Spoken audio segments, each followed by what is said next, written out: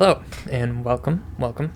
So today I am planning to play The Dark Descent from this Amnesia collection that was on Game Pass.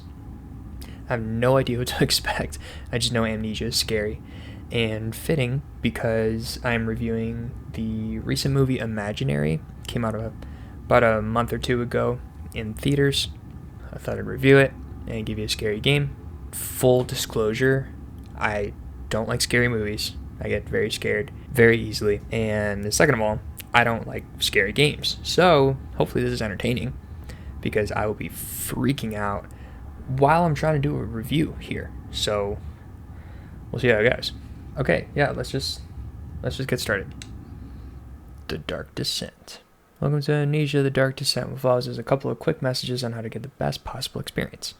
Amnesia should not be played to win. Instead of focus on immersing yourself in the game's world and story. Games are for winning. Do not worry about when and how to save during gameplay. The game will take care of that for you. When you want to leave the game, just choose save and exit. You can then use continue to return to where you left off next time you start up the game. The world of Amnesia is a dangerous place and you are extremely vulnerable. Great. Do not try to fight the enemies encountered. Instead, use your wits. Hide or even run if necessary. I'm good at running. I can run. The interplay between light and dark is very important to the game, and because of this, it is vital to set up the gamma correctly. Use the slider control below to do so. Adjust it until the square at the right is barely visible. Barely visible, you say, eh? Now, here's the thing. Do I listen, or do I just up the gamma? I don't know how it looks on the recording, but this looks pretty good to me. So, that is all. Hope you enjoy immersing yourself in the world of Amnesia, Frictional Games. Thanks, Frictional. You're going to scare the bejesus out of me. Start new game. The way the game was designed to be played. Enemies will spot you more easily. Tinderboxes and oil are harder to come by. Tinderboxes and oil. Okay, so torches. Yeah. Okay. Start a new game. Yeah. Let's do it. Follow the liquid trail and find its source. Yeah, I don't want these to turn into like a let's play because I assume some of you guys have already seen this before, but I will be playing. Oh, hello. Grab it. Grab it. Oh. Press left bumper to throw it. Rotate. Yeah. Ooh, this is weird.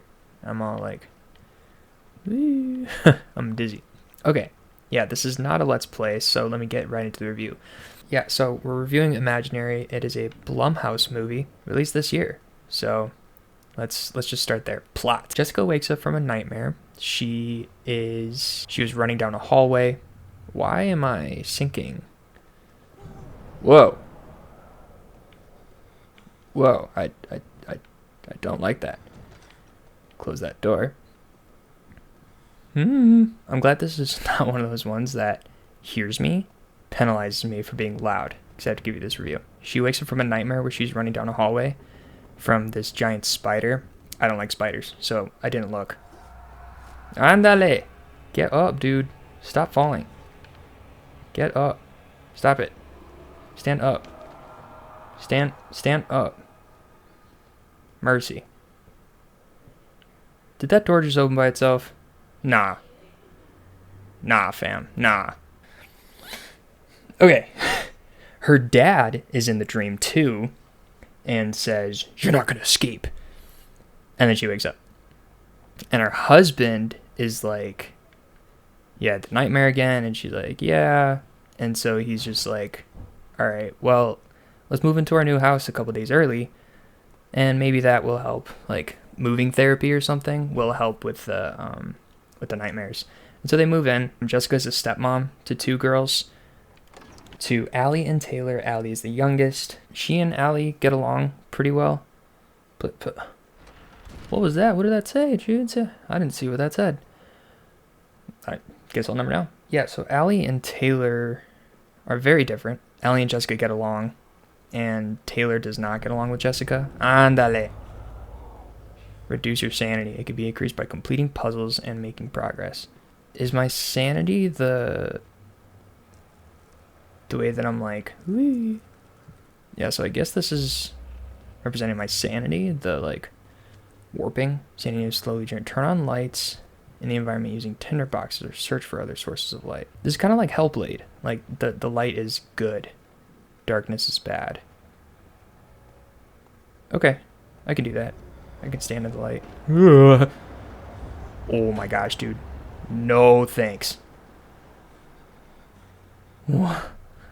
I don't like this. Jessica's a children's book author, and she uses the spider of her nightmares as inspiration. I'm gonna hold on to this. This is gonna be my weapon. Come at me, bro. I have a pot, and I'm not afraid to use it. And then while they're in the new house, you know, they're all getting settled, and Taylor's being a little jerk to Jessica because that's what teenagers are. They are jerks. Allie finds and won't open. It's locked. That's great. Can I sprint? Can I get out of here, please? Get me to the light. Okay, so I need a key. Key. Hello. Ooh, book. Yeah. Okay, that didn't do anything. So when they move in, Allie goes exploring the house, and she goes to the basement. Ooh, is that a lantern? Oh, you have picked up the lantern. When filled with oil, it can be turned on by pressing X or by selecting it in the inventory. Yes! Lantern! Oh yeah, less scary. Let's go. Sorry, my ferret is scratching. I don't know if you can hear him. It unlocked. Wait, it unlocked now that I have the light?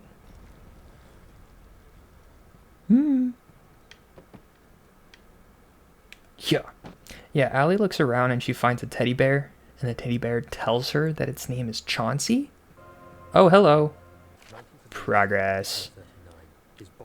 I have my objective. I gotta kill Alexander. A shadow is falling. It's a living nightmare breaking down reality. There's no way to fight back. What? The Dark Descent. Your former self, Daniel. Boop. What's this? Picked up oil. The lantern. Oh, that's my oil content. Right there. Okay, so maybe I should turn this off then. I gotta conserve. These were the splotches that I was following. These aren't oil jars?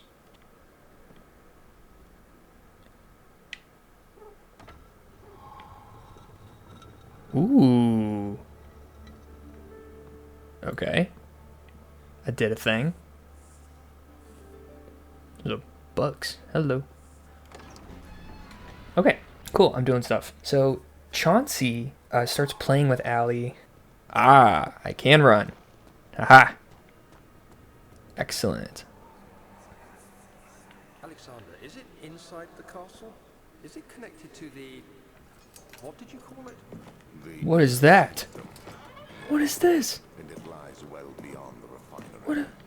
In fact, What is that? lies beneath. Do I walk through that? It can't be torn by hand or tools. Tough and pliant. So, no bueno.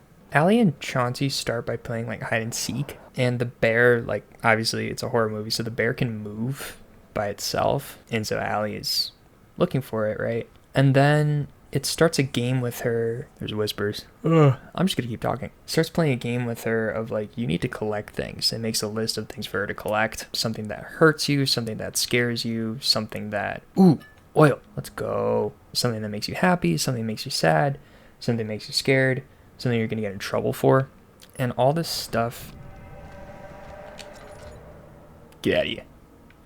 No, sir. I have a lamp. All this stuff is meant to be an offering for the Never Ever, which is a place that Chauncey promises to take Allie to if she does everything that he asks for the game. And so he gives her a list of things to find and tells Allie, you can't tell anybody about this, otherwise the game is ruined. Which, no.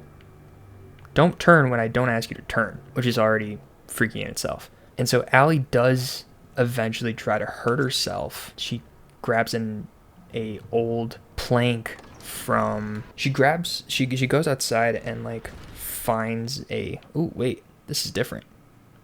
Libri Rari. What, rare books or something? She goes outside and finds like a loose board on a fence and rips it out, and then there's the nail, and Chauncey is like, you need to hurt yourself. And so she's about to do it, and Jessica like gets her out of the way and is like, this is not good. And so calls a child therapist. The therapist comes and asks to talk to Allie, and so Allie agrees, is like, hey, you need to tell me what's going on with Chauncey. And she's like, can I go get Chauncey so that he can be here in the room with me? She's like, yeah, of course. So she goes out and grabs Chauncey off of bench. So she grabs him, and then they finish up the interview, and Allie and Chauncey essentially have a falling out where Allie is like, Chauncey, you're making me scared. I don't want to play these games. I almost hurt myself. And Chauncey's like, you're a scaredy cat, like, you suck, basically, and is like, I'm your only friend, nobody likes you. Really mean. Oh my gosh, I'm getting such chills, dude, even though I'm talking. And so the child therapist is like, what's going on? Chauncey and Allie like have a falling out where Allie's like, maybe we shouldn't be friends. Chauncey's like, rah, gets mad. And the child therapist is recording the whole interaction. 1839. Oh, this is like his background. Okay, so we're remembering and we're figuring out. Cool. Jessica watches back the child therapist video and is like, well, where did the teddy bear go? And the therapist is like, what teddy bear? She's like, the bear, like that's Chauncey. And she's like, girl, there is no bear. Bear is imaginary. And freaky thing about that is like, Jessica has seen the bear the whole time. Andale, dude. Is this the freaking shadow? I don't like that. In the light. I'm safe. Screw you, shadow. I didn't want to say anything about it earlier, but I thought I saw like a shadow cross like one of the hallways, and I was like, no, I'm crazy. Like, gaslit myself. But then Daniel writes himself a letter and is like, oh yeah, you have a shadow following you. Great. This is great. Awesome. Yeah, Jessica has been seeing Chauncey the whole time. So like, Allie and Chauncey were having a tea party. Jessica saw Chauncey, took a picture. And so when the therapist is like, dude, there is no tinderbox. Light candles. The current number of tinderboxes is shown in the inventory. Nice. Okay, so I need to stay interacting with my environment. Wait a second. Aha! Let's go, dude. Let there be light. You know what I should have done is lit that or something. Like the hallway where it was actually freaky in here. Your boy's not thinking. So Jessica takes all these pictures and she's like, well, what are you talking about? Like, I have photo proof. And so she pulls out her phone and she's like swiping. Yeah, nada. It's only Allie in the photos. Or like, she takes a picture of the teddy bear like on top of a dresser and it's just a blank dresser. She's like, what? Like, what? I've only been seeing this. And then Chauncey comes back to Allie after Allie's like traumatized and crying. He's like, we can finish the game and we can get you to the never ever. And so she agrees. She agrees to continue playing the game and gather the rest of the things that she needs. And so she does.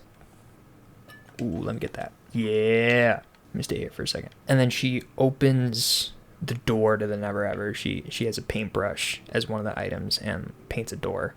And then it opens and she goes in. And so she disappears. Jessica and Taylor are looking for her. And Taylor runs into Jessica's old babysitter from like 20 plus years ago. And is like, you know what?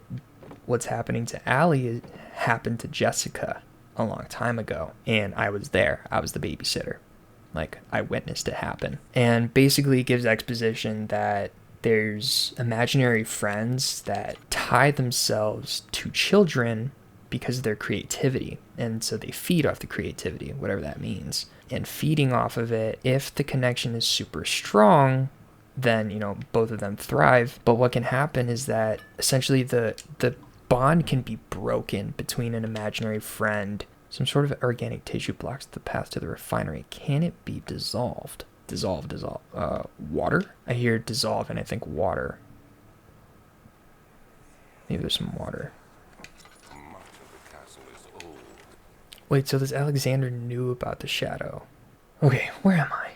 Oh, the babysitter explains about imaginary friends and that Jessica, when she was 5, I want to say, she went into the Never Ever and her dad got her out, like went after her and got her out. Because of that, the natural relationship between the imaginary friend and the child, Jessica, did not naturally dissolve or fizzle out, which is normally what happens to imaginary friends. They just are kind of forgotten. Oh, man. And since that didn't happen, the friend, the imaginary friend, Chauncey in this case, got angry and got bitter because its source of life or food, I guess. What is happening? No. Get up. Where? 17th of May. What? 1939. That's when I saw a faint blue shimmer. Run. My weakened Run. mind was heavy to carry. Run. But I managed Run. to push myself toward Run. it. Come on. Waiting for me. Run. Nothing To the like light. Yes. I reached You like the out, light. closing it in my hands. Aww. Faint glow. Cool story, bro. I don't want to die. Imaginary friend. And so now the imaginary friend is like angry and it's bitter and it waited in the house that they're in. So, because the house that they're in was Jessica's old house when she was little. Fragile but not breakable by hand. Can I use this? Let's go. Look at how smart I am. You have to be swift. A draft and faint light. There must be a way in. Secret book? Secret something? Secret. Can I push it? Open. Yeah, look, it scrapes. Can I grab it? Can I? Why can't I grab this? Why? I can't move that for some reason. I'm lost. I must find a new way out of this area. Yeah, no kidding. Okay, let me just read the note. Chauncey comes back to Coke's alley to open the Never Ever. Jessica Taylor and Jessica's old babysitter go searching for Allie, and the babysitter explained that what's happening with Allie happened to Jessica many years ago. So then Jessica Taylor and the babysitter get Allie's list to get into the Never Ever. They use it, and Jessica opens the Never Ever, and they all go in. They get in, and then the imaginary friend Chauncey like kills the babysitter, and then Allie and Taylor, or Jessica and Taylor, end up finding Allie, and they all get out. Then there's like a big plot twist where Jessica thinks she's out, but she's not actually. Chauncey fed off of her imagination and was like, I've been waiting for you for like 20 years. You're not about to leave me. And she's like, hell I am. And Taylor comes and beats up Chauncey, and then they run and get out. Ooh, yes, I will take another tinderbox. And the house burns down. I forget exactly what sets Chauncey on fire, but he gets set on fire, and then the entire house just catches. The end. Yay, plot done. Oh my gosh, I'm so scared. I'm so scared. Let's do themes and arcs very quickly. Jessica's nightmares are connected to the children's books, which are also connected to her father's insanity. Yeah, her dad's insane, by the way. Which are also connected to Allie's relationship with Chauncey. So like everything is pretty interconnected. I'm so lost. How do I get out of here? Let me light that up. Okay, so I have some light. Try figuring this out. I don't understand. And look, I have like no oil. Fantastic. Guess I'm using the last tinderbox over here. There's a note in there.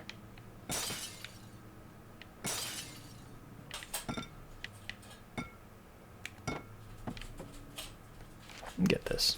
Yeah, so that's one arc that I noticed is like Jessica's nightmares are connected to her books, like the spider connected to her dad's insanity. So she got out as a little girl, and the dad like fought back against the spider, was trying to close the door, and the spider came and like he looked in its eyes. He went blind and he went insane. It was really sad. Allie's relationship with Chauncey is linked to all of that because Chauncey used Allie to Jessica. He wanted Jessica the whole time. And so using Allie as a way to get to her, which worked, obviously. The biggest theme in this movie is childhood trauma. Interestingly enough, both Jessica's father and Allie and Taylor's mother suffer from insanity. And so you gotta imagine what that does to a kid when they're growing up. They're clinically insane.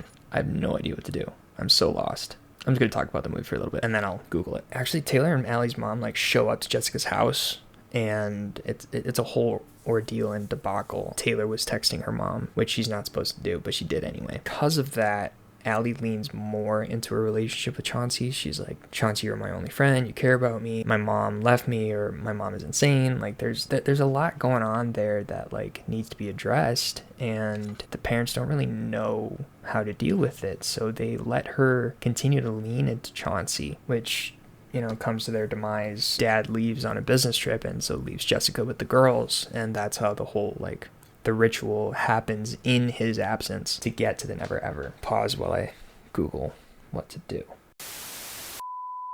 Okay, so I need to find white books. Uh-oh. Run! The library is... Ah, there it is. Dun dun dun dun dun. Go, go, go, go, go, go, go, go, go, go, go. I have no oil. I have no light. Aha. Okay. So, 1, 2. Oh. 1, 2. There we go. Thanks, internet. A key. Wine cellar. Okay, where was I in terms of this review? I'm so sorry. So I think I left off at the moms. Jessica's mom died when she was young from cancer, so Jessica has trauma from that. Her dad goes insane from saving her from the never ever. Allie and Taylor's mom is clinically insane. So there's just a lot of trauma going around. Trauma seems to be the name of the game for this poor family. And all of these are like stress related too, like it stresses them out. So, I mean, of course, like if you're a little kid, you're gonna go and like try to find some safety somewhere else, you know. Oh, this is the key. Wow.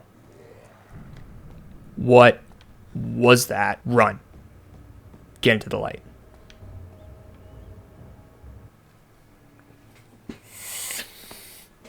Oh my gosh. Oh my gosh, oh my gosh, oh my gosh. I'm okay. I'm alive. I'm okay. There's lots of light here. I like light. Oh my gosh. Okay. And then another theme was just something that I noticed. The idea of another world beyond our own seems to really be the subject matter of a lot of these horror movies that essentially deal with paranormal activity. The person I saw this movie with was like, paranormal, what? Like, it was an imaginary friend. And the way that that's a creepy thing. I don't want to go down there. Guess I'll have to eventually, right? I'm gonna hang out in here. I like this. I like all this light. Rude, dude. Can I just like... Oh! Oh my god! Oh!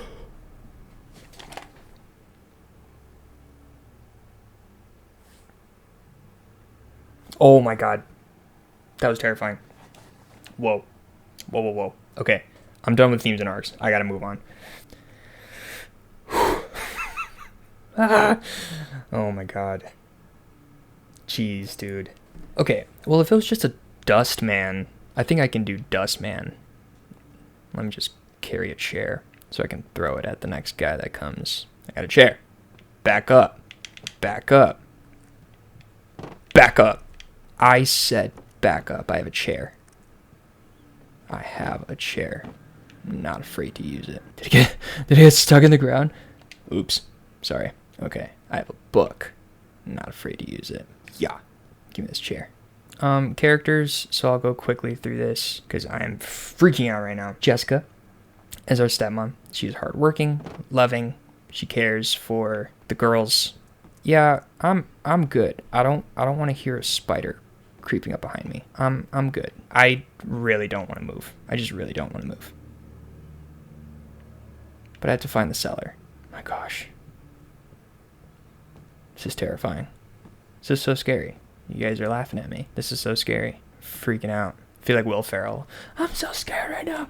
I'm so fucking scared right now! Allie is sweet, innocent, lonely, and vulnerable. Taylor is mean, selfish, lonely, and vulnerable. Jessica's husband is supportive, except for when he's not there. What a loser. Come on, man. You gotta stay and protect your wife from the scary imaginary friend. Child therapist and the babysitter are both insightful and expositional. The therapist is concerned for these developments, while the babysitter is excited. She's like, woo. She like based her entire career around like researching these entities, apparently. She's like, why would you do that?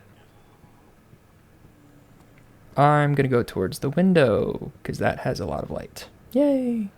And then Chauncey is just straight up evil. Like I said, they call him an entity.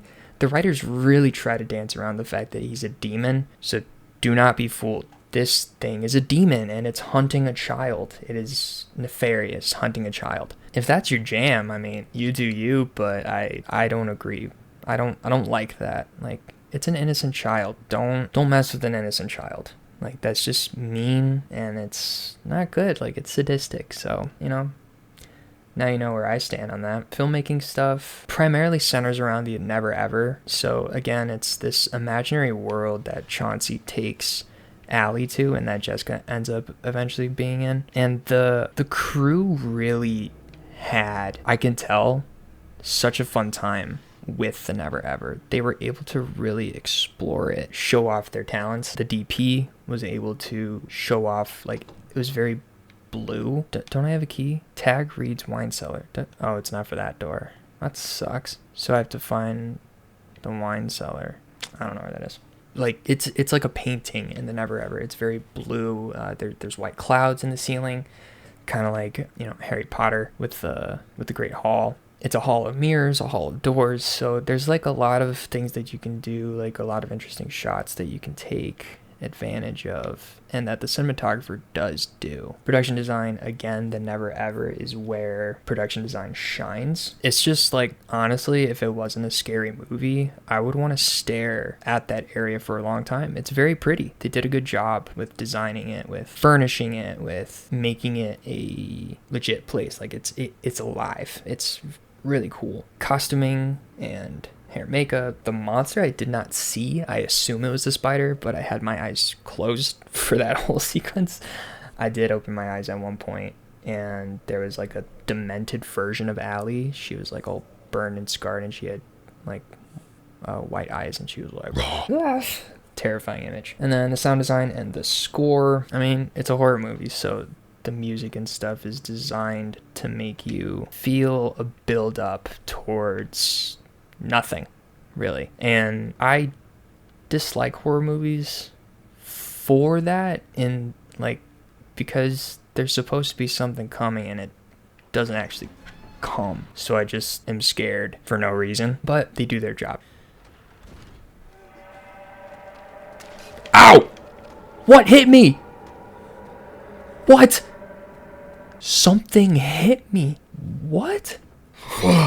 So terrified right now. Okay, miscellaneous. So this is actually, I'm going to label it right here, miscellaneous. This is a section that I really want to like delve into. Objectively, this film only has about 10 to 15 minutes of like authentically scary stuff. Kind of like Insidious, which I have seen twice. I don't know why I keep doing that to myself. Everything else is really concerning the build-ups and the relationships between everyone in this family, so that when the scary stuff happens and the horror stuff happens, you care about the people and what's going to happen to them, which smart, you know, like filmmakers know what they're doing. This has got to be the wine cellar. Oh right, this is the stuff that I can't grab that. Yeah, can't be torn by hand or tools. That's not the wine cellar, is it? I guess not. Yeah, so everything in the movie is really just concerning the build-up and the relationships, but I'm just a scaredy cat, so I was scared the whole time. But let's get this out of the way, okay? When I personally define horror, things that genuinely scare me, it's things like this, of like paranormal, I don't know what's there, from this other world, spiritual realm. I believe in a spiritual world, okay? I am a Jesus freak, believe in Jesus as the Son of God, and so this stuff scares me because it's real. It's in the Bible. Jesus talks about demons and cast out demons. You know, the Bible is like, oh, you believe that Jesus is real? Good. Even the demons know that he's real, and they know that he's the Son of God, and they acknowledge it. That's what's scary, is like even demons know Jesus is real and that Jesus is God. So when these movies explore that realm and do it in such a way that like a child is at risk or of being harmed, it's terrible to me. Why would you, I know it's fiction, right? Like imaginary is fiction, but why would you subject a child, whether real or imaginary or fiction, to an environment like that? So movies often classified as horror that I can handle, primarily things that aren't real. So Alien, A Quiet Place, Psycho, Halloween, Scream, World War Z, like zombies, vampires, Nosferatu from the 30s or the 20s or whenever it was. That kind of stuff I can do because, again, it ain't real. And I know that, and I can go to sleep at night knowing it's not real and be fine with it. Where I find difficulty with movies like Imaginary is that they danced around the fact that the entity was actually a demon preying on a child. Paranormal Activity is real, demons are real, and they truly do prey on children and vulnerable people. Insidious, The Conjuring. But if you personally like this kind of genre, you're gonna do just fine. The person I went with, she didn't think it was scary at all. Mercy. In fact, she said, oh, it was cute. You were obviously not the person to go to this movie with. It might even be a snoozer for some of you that find this genre entertaining and that's like your cup of tea. Ooh. Let's go! I got to the wine cellar. Okay, moving on. Personal enjoyment. I will say, dark, scary. Mercy. Yes, personal enjoyment. I did not enjoy this. Just straight up, I did not enjoy it. It was scary to me. I was scared. Oh. What is happening? I don't want to be here. I don't want to be here. I don't want to be here. Oh my gosh, dude.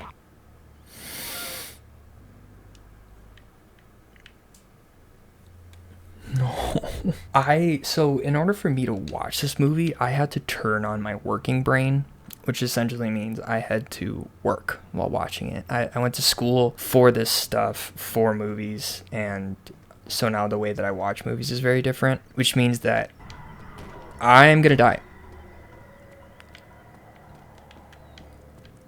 I'm just running. Keep it.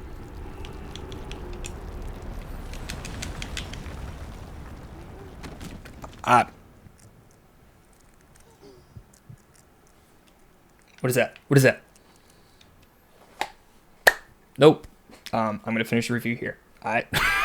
Nope. I'm good.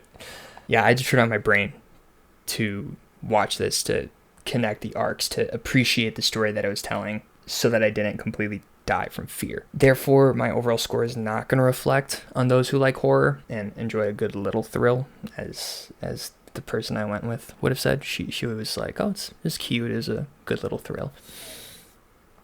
Whatever. So my closing thoughts. Imaginary is a typical run-of-the-mill, from my limited experience, horror flick reminiscent of movies like Insidious, and I got Pan's Labyrinth vibes, which I will review later. That's a movie that I enjoy. Reminiscent of those two movies, Imaginary doesn't necessarily break any new ground. It sticks very close to a tried and true formula like Insidious, of family dynamics, family problems, moving into a new house, and then something sadistic happening with the child, and then about 15 to 20 minutes of there being a real scare factor of saving the child, and then it flexes its muscles in difference to those other movies with the Never Ever. Otherwise, it's something that, again, if you like this genre, otherwise it's something you could watch as something like a scroll through Netflix. Let's give it a shot. It's free. I'm not gonna pay big movie money for it. So it's that kind of movie for your night of like, I'm looking for something. So all that being said, especially in terms of my closing thoughts and then the themes and just how similar I see it to a movie like Insidious, my overall score is a 5 out of 10. Again, it doesn't do anything new. It doesn't really break any new ground. It's like the genre is what the genre is, and people go to see that movie for their own reasons. Like, I want to go and watch something just for the heck of it. So yeah, that's where I sit. I'm gonna try to get out of here. there's something in here with me. I'm done. Let's save and exit. Yes, save my progress. Thanks so much for watching. I'll catch you in the next one.